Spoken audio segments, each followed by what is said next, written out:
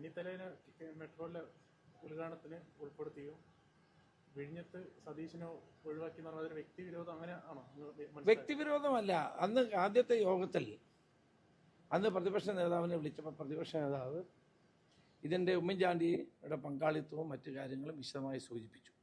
അത് മുഖ്യമന്ത്രിക്ക് ഇഷ്ടപ്പെട്ട് കാണില്ല, അതുകൊണ്ടായിരിക്കും വിളിക്കാത്തതെന്നാണ് എൻ്റെ വിശ്വാസം. അതൊക്കെ തെറ്റായ കാര്യമാണ്, അതൊക്കെ വില കുറഞ്ഞ കാര്യങ്ങളാണ്. അത് പ്രതിപക്ഷ നേതാവ് ആരാണെങ്കിലും അദ്ദേഹത്തെ വിളിക്കേണ്ടത് സാമാന്യ മര്യാദയുടെ ഭാഗമാണ്. ജനാധിപത്യത്തിൽ ഭരണകക്ഷിയും പ്രതിപക്ഷവുമുണ്ട്. അപ്പോൾ പ്രതിപക്ഷത്തെ റെപ്രസെൻ്റ് ചെയ്യുന്നത് പ്രതിപക്ഷ നേതാവാണ്. സതീശൻ പ്രതിപക്ഷ നേതാവായതുകൊണ്ട് അദ്ദേഹത്തെ വിളിക്കാനും അവിടെ പ്രസംഗിപ്പിക്കാനുമുള്ള ഉത്തരവാദിത്വം ഗവൺമെൻറ്റിനുണ്ട്, മുഖ്യമന്ത്രിക്കുണ്ട്. അത് ചെയ്യാതിരുന്നത് വളരെ വില കുറഞ്ഞ നടപടിയായിപ്പോയി എന്നുള്ളതാണ് എൻ്റെ അഭിപ്രായം. അദ്ദേഹം അന്ന് നേരിട്ട പ്രതിസന്ധികൾ നേരിട്ടറിയാവുന്ന ഒരാളായിരുന്നു ഞാൻ. ആ പ്രതിസന്ധികൾ പരിഹരിക്കാൻ ഞാൻ അദ്ദേഹത്തോടൊപ്പം ഉറച്ചു നിന്ന ആളാണ്. ഏതായാലും ഈ പദ്ധതി ആവിഷ്കരിക്കുമ്പോൾ സർക്കാർ ചെയ്യേണ്ട നിരവധി കാര്യങ്ങളുണ്ട്, അതൊന്നും ഇവിടെ ചെയ്തിട്ടില്ല. റെയിൽ കണക്ടിവിറ്റി 2021 റെയിൽ കണക്ടിവിറ്റി പൂർത്തിയാക്കേണ്ടതായിരുന്നു, സർക്കാർ എന്ത് ചെയ്തു? റോഡ് കണക്ടിവിറ്റി ചെയ്യേണ്ടതായിരുന്നു, അത് ചെയ്തിട്ടില്ല. അപ്പോൾ സംസ്ഥാന ഗവൺമെൻറ് ചെയ്യേണ്ട കാര്യങ്ങൾ ചെയ്യാതെ സ്വകാര്യ ഏജൻസി പൂർത്തിയാക്കിയ പദ്ധതികളെപ്പറ്റി മാത്രമാണ് ഇപ്പോൾ പറയുന്നത്. ഏതായാലും വിഴിഞ്ഞം പദ്ധതി യാഥാർത്ഥ്യമാക്കുന്നതിൽ ഞങ്ങൾക്ക് സന്തോഷമുണ്ട്. ഞങ്ങൾക്കത് പൂർണ്ണമായും അതിനകത്ത് ജനങ്ങളോടൊപ്പമാണ് ഞങ്ങൾ. അക്കാര്യത്തിലൊന്നും ഒരു സംശയവും വേണ്ട. പക്ഷെ ജനങ്ങളെ തെറ്റിദ്ധരിപ്പിക്കുകയും പ്രതിപക്ഷത്തിന് കിട്ടേണ്ട അവകാശങ്ങൾ ന്യായമായി കിട്ടേണ്ട അവകാശങ്ങൾ ഇല്ലാതാക്കുകയും ചെയ്ത നടപടി ഒരിക്കലും ശരിയല്ല. പ്രതിപക്ഷ നേതാവിനെ കൂടി ആ യോഗത്തിലേക്ക് വിളിക്കേണ്ടതും പ്രസംഗിക്കാൻ അവസരം കൊടുക്കേണ്ടതും ആവശ്യമായ കാര്യമാണ്. ഞാൻ പ്രതിപക്ഷ നേതാവായിരുന്നപ്പോൾ കൊച്ചി മെട്രോയുടെ ഉദ്ഘാടനത്തിന് എന്നെ പ്രസംഗിപ്പിച്ചതാണ്. അപ്പോൾ സംസ്ഥാന ഗവൺമെൻറ് വിചാരിച്ചാൽ അത് നടക്കുന്ന കാര്യമേ ഉള്ളൂ. മനഃപൂർവ്വമായി വി സതീശനെ പ്രതിപക്ഷ നേതാവിനെ ഒഴിവാക്കിയ നടപടിയോട് ആർക്കും യോജിക്കാൻ സാധ്യമല്ല.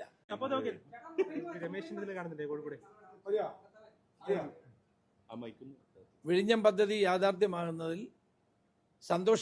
വളരെയേറെ സന്തോഷിക്കുന്നു. ഈ പദ്ധതിയെ സംബന്ധിച്ചുള്ള ചരിത്രം പരിശോധിച്ചാൽ ഇത് തുടങ്ങിയത്, ഇതിനെപ്പറ്റി ആദ്യം ആലോചിച്ചത് കെ കരുണാകരനാണെന്ന് വ്യക്തമാകും. അന്ന് വി രാഘവൻ പോർട്ടിൻ്റെ മന്ത്രിയായിരുന്നു. ആദ്യമായി വിഴിഞ്ഞം പദ്ധതിയെപ്പറ്റിയുള്ളൊരു പഠനം നടത്താനും ഒരു സ്വകാര്യ ഏജൻസിയെ ചുമതലപ്പെടുത്തുകയും ചെയ്തത് കെ കരുണാകരനാണ്. ഇന്ന് VN വാസവൻ പോർട്ടിൻ്റെ ചുമതലയുള്ള മന്ത്രി പറഞ്ഞപ്പോൾ അത് വിസ്മരിച്ചു. VSനും അതോടൊപ്പം തന്നെ പിണറായിക്കുമാണ് നയനാർക്കുമാണ് അദ്ദേഹം എല്ലാ ക്രെഡിറ്റും കൊടുത്തത്. ഇതൊക്കെ ചരിത്ര വസ്തുതകളെ വളച്ചൊടിക്കുകയല്ലേ?